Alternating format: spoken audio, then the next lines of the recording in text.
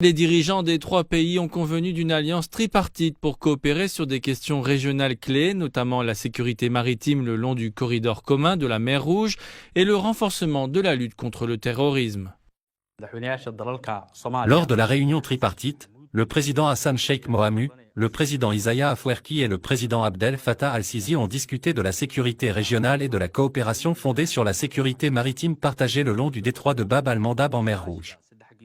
Les dirigeants, accompagnés de leurs ministres des Affaires étrangères respectifs, ont également souligné la nécessité de relever ensemble les défis existants en instaurant une coopération solide en matière de sécurité, d'économie et de politique. Un communiqué distinct de la Somalie et de l'Égypte a également appelé au respect de la souveraineté et de l'intégrité territoriale de la République fédérale de Somalie. La réunion à Asmara intervient à un moment où les tensions augmentent entre la Somalie et l'Éthiopie au sujet de l'accord sur le port et la base navale signé en janvier par Addis Abeba avec la région séparatiste du Somaliland. Selon les analystes, la Somalie attend avec impatience la coopération régionale pour renforcer sa sécurité maritime.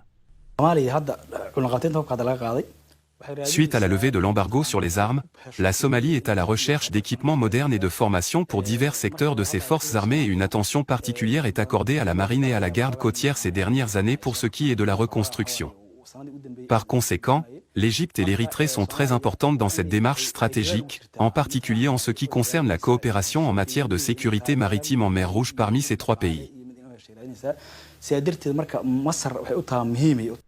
Une autre rencontre entre les dirigeants somaliens et égyptiens à Asmara a également permis d'aborder les arrangements de sécurité de la phase post-ATMIS de l'Union africaine en Somalie en dépit de la résistance éthiopienne. En ce qui concerne l'engagement entre Mogadiscio et le Caire, la Somalie est intéressée par le futur de la post-ATMI et l'inclusion des soldats de maintien de la paix égyptiens dans la prochaine mission, et je pense que les deux pays tentent de relancer les relations historiques tout en renforçant la coopération diplomatique basée sur le développement économique maritime.